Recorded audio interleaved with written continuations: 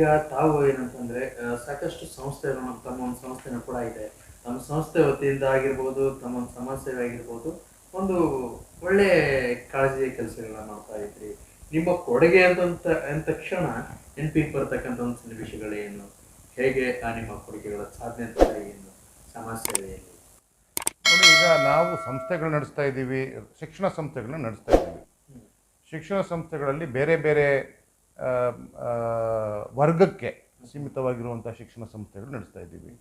ನಾವು ಒಂದು ಸಂಸ್ಥೆ ನಡೆಸ್ತಾ ಇದ್ದೀವಿ, ಆರ್ಚರ್ಡ್ ಸ್ಕೂಲ್ ಅಂತ ಒಂದು ಸಂಸ್ಥೆ. ನಮ್ಮ ತಾಯಿಯವರು ಆಗಿನ ಕಾಲಕ್ಕೆ 27 ವರ್ಷ ಹಿಂದೆ ಒಂದು ಸಂಸ್ಥೆಯನ್ನು ಸ್ಥಾಪನೆ ಮಾಡಿ ಅದನ್ನು ಫಸ್ಟ್ ಜನ್ರೇಷನ್ ಲರ್ನರ್ಸ್ ಅಂತೀವಿ. ಅಂದರೆ ಕಟ್ಟ ಬಡವರು, ಆ ಬಡವರಿಗೆ ಮಾತ್ರ, ಯಾರು ಆಂಗ್ಲ ಮಾಧ್ಯಮ ಶಾಲೆಗಳಲ್ಲಿ ಓದೋಕ್ಕೆ ಆಗ್ತಾ ಇರಲಿಲ್ಲ, ಎಲ್ಲ ಬರೀ ನಮ್ಮ ಕನ್ನಡ ಮೀಡಿಯಮ್ಮು ಅಥವಾ ಗೌರ್ಮೆಂಟ್ ಶಾಲೆಗಳು ಬಿಟ್ಟರೆ ಅವ್ರಿಗೆ ಈ ಆಂಗ್ಲ ಮಾಧ್ಯಮ ಶಾಲೆಗಳಲ್ಲಿ ಓದೋಕ್ಕೆ ಯಾರಿಗೆ ಅವಕಾಶ ಇರಲಿಲ್ಲ ಆರ್ಥಿಕವಾಗಿ, ಅಂಥವ್ರಿಗೆ ಒಂದು ಶಾಲೆಯನ್ನು ಸ್ಥಾಪನೆ ಮಾಡಿದ್ರು. ಅದರಲ್ಲಿ ಏನಿತ್ತು ಅಂದರೆ, ಒಂದು ದಿವಸದ ಕೂಲಿ ಕೊಡಿ. ಆಗಿನ ಕಾಲಕ್ಕೆ ಒಂದು ದಿವಸದ ಕೂಲಿ 125 ರೂಪಾಯಿ ಇತ್ತು ನಾವು ಸ್ಟಾರ್ಟ್ ಮಾಡಿದಾಗ. ಈಗ ಜಾಸ್ತಿ ಇದೆ.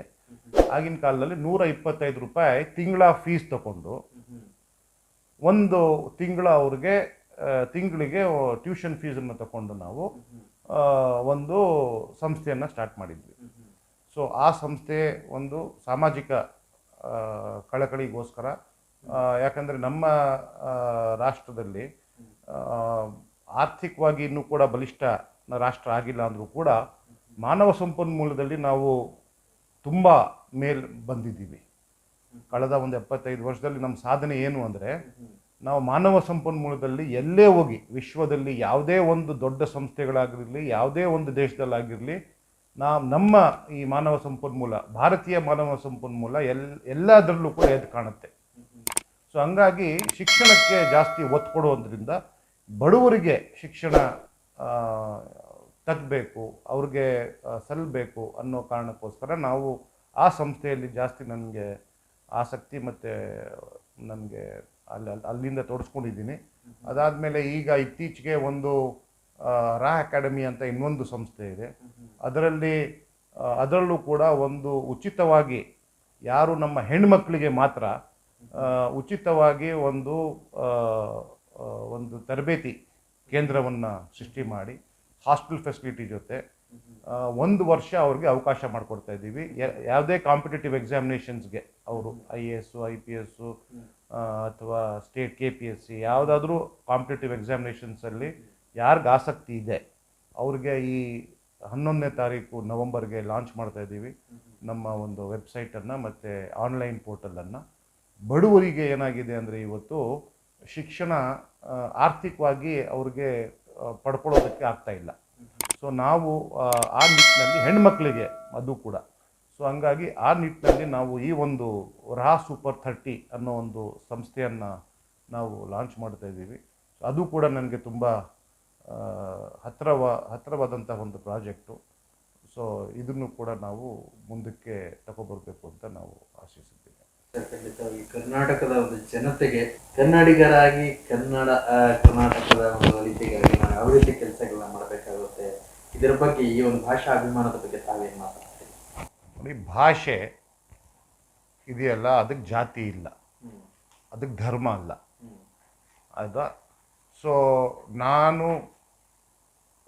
ನನಗೆ ಇರುವಂತಹ ಈ ಭಾಷೆಗೆ ಪ್ರೇಮ. ಕನ್ನಡ ಅಂದರೆ ನಮ್ಮ ಉಸಿರು. ಸೊ ಇದ್ರ ನಿಟ್ಟಿನಲ್ಲೂ ಕೂಡ ನಾನು ಒಂದು ಸಂಸ್ಥೆಯನ್ನು ಸ್ಥಾಪಿಸಿದ್ದೀನಿ. ಕನ್ನಡ ಮುಸ್ಲಿಂ ಒಕ್ಕೂಟ ಅಂತ ಒಂದು ಸಂಸ್ಥೆಯನ್ನು ಸ್ಥಾಪನೆ ಮಾಡಿ ಕನ್ನಡವನ್ನು ಬೆಳೆಸಬೇಕು, ಕನ್ನಡವನ್ನು ಉಳಿಸಬೇಕು, ಮತ್ತು ಕನ್ನಡವನ್ನು ಕಲಿಸಬೇಕು. ಒಂದೊಂದು ಪದ, ಕನ್ನಡದ್ದು ಒಂದು ಪದ ಒಂದು ದಿನಕ್ಕೆ ಯಾವರೇ ಹೊರಗಿಂದ ಬಂದಿರುವಂತಹ, ಬೇರೆ ವಲಸಿಗರು ಬಂದಿರುವಂತಹ, ಬೇರೆ ರಾಜ್ಯಗಳಿಂದ ಬಂದಿರುವಂಥವ್ರಿಗೂ ಕೂಡ ಕನ್ನಡ ಕಲಿಸ್ಬೇಕು. ಆ ನಿಟ್ಟಿನಲ್ಲಿ ಕೂಡ ನಾನು ಒಂದು ಪ್ರಯತ್ನವನ್ನು ಮಾಡ್ತಾಯಿದ್ದೀನಿ.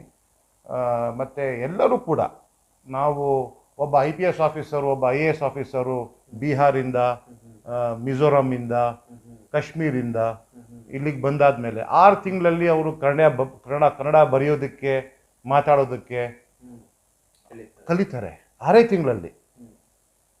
ನಾವು ಇಲ್ಲಿ ಈ 15-20-25 ವರ್ಷ ನಾವಿಲ್ಲಿ ಬಂದು ಇಲ್ಲಿಂದು ನಾವು ಚಿರಋಣಿಯಾಗಿ ಇದು ನಮಗೆ ಕರ್ಮಭೂಮಿ ಅಂತ ಒಪ್ಕೊಂಡು ನಾವು ಯಾಕೆ ಬೇರೆಯವ್ರಿಗೂ ಕಲಿಸ್ಬಾರ್ದು? ಜನಸಾಮಾನ್ಯರಿಗೂ ಕೂಡ ಬೇರೆ ಬೇರೆಯಿಂದ ಇಲ್ಲಿ ಸುಮಾರು ಜನ ಬೆಂಗಳೂರಲ್ಲಿ ಈಗ 1,25,00,000 ಜನಸಂಖ್ಯೆ ಆಗಿರುವಂಥ ಬೆಂಗಳೂರಲ್ಲಿ ಅತಿ ಹೆಚ್ಚು ವಲಸಿಗರಿದ್ದಾರೆ. ಅವ್ರ ಮೇಲೆ ಬರೀ ದಬ್ಬಾಳಿಕೆ ಅಥವಾ ಅವ್ರ ಮೇಲೆ ನಾವು ಬರೀ ಹೋರಾಟ ಅಥವಾ ಅವ್ರಿಗೆ ಇದು ಮಾಡೋದು, ಅವ್ರು ನಿಮ್ಮ ಕನ್ನಡ ಕಲಿಬೇಕು ಅಂತ ಜೋರಾಗಿ ಹೇಳೋ ಬದಲು ಪ್ರೀತಿಯಿಂದ ಅವ್ರಿಗೆ ಒಂದು ಕಲಿಸುವಂಥ ಒಂದು ವ್ಯವಸ್ಥೆಯನ್ನು ಮಾಡಬೇಕು ಅನ್ನೋ ಕಾರಣಕ್ಕೋಸ್ಕರ ಅದು ಕೂಡ ಅದರಲ್ಲೂ ಕೂಡ ಒಂದು ಎಸ್ಪೆಷಲಿ ನಮ್ಮ ಅಲ್ಪಸಂಖ್ಯಾತರಲ್ಲಿ ಅದು ಹಳ್ಳಿಗಳೆಲ್ಲ ಚೆನ್ನಾಗಿ ಶುದ್ಧವಾಗಿ ನಮ್ಮ ಥರ ಕನ್ನಡ ಮಾತಾಡ್ತಾರೆ. ಬಟ್ ನಮ್ಮ ಈ ಪಟ್ಟಣಗಳಲ್ಲಿ ಸ್ವಲ್ಪ ಈ ಇನ್ನೂ ಕನ್ನಡವನ್ನು ಕಲಿಸುವಂತಹ ಒಂದು ವಿಚಾರದಲ್ಲಿ ನಾನು ಈ ಕನ್ನಡ ಮುಸ್ಲಿಂ ಒಕ್ಕೂಟವನ್ನು ಸ್ಥಾಪನೆ ಮಾಡಿ ಅದರ ಮೇಲೂ ಕೂಡ ನಾನು ಸ್ವಲ್ಪ ಕೆಲಸಗಳು ಮಾಡ್ತೀನಿ. ಸರ್, ಈಗ ಕನ್ನಡ ಕಲಿಕಾ ಕೇಂದ್ರ ಅಂತಕ್ಕಂಥ ಒಂದು ಶಾಂತಿನಗರ ವಿಧಾನಸಭಾ ಕ್ಷೇತ್ರದಲ್ಲಿ ಚಾಲ್ತಿಯಲ್ಲಿರ್ತಕ್ಕಂಥದ್ದನ್ನ ಕೇಳಿದ್ದೀವಿ. ಸೊ ಹಾಗೆ ಕನ್ನಡ ಕಲಿಕಾ ಕೇಂದ್ರ ಪ್ರತಿಯೊಂದು ಕ್ಷೇತ್ರಗಳು ಕೂಡ ಆಗ್ಬೇಕಾಗಿದೆಯಾ?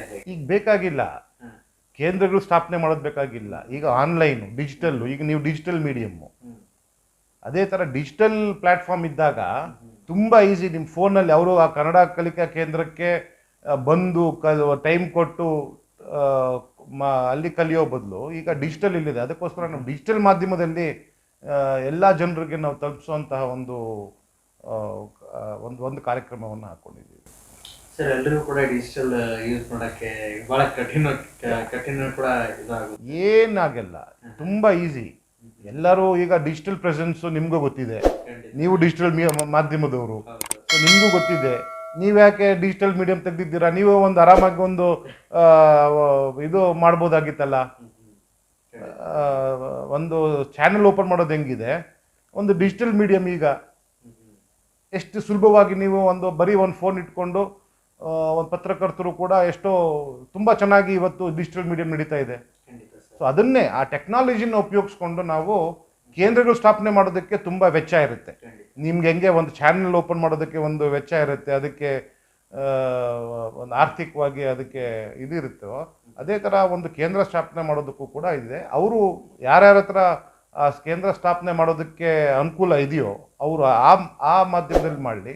ನಮಗೆ ಡಿಜಿಟಲಲ್ಲಿ ಯಾರಿಗೆ ಈಸಿಯಾಗಿ ರೀಚ್ ಆಗುತ್ತೆ, ವೆಬ್ಸೈಟ್ಸ್ ಇರುತ್ತೆ, ಆ್ಯಪ್ಸ್ ಇರುತ್ತೆ, ಇದು ಸೋಷಿಯಲ್ ಮೀಡಿಯಾ ಪ್ಲ್ಯಾಟ್ಫಾರ್ಮ್ಸ್ ಇದ್ದಾವೆ, ಅದರಲ್ಲೂ ಕೂಡ ಕನ್ನಡವನ್ನು ಕಲಿಸುವಂಥದ್ದು ಒಂದು ಪ್ರಯತ್ನವನ್ನು ಮಾಡೋಣ ಅಂತ ಅಂದ್ಕೊಂಡಿದ್ದೀನಿ.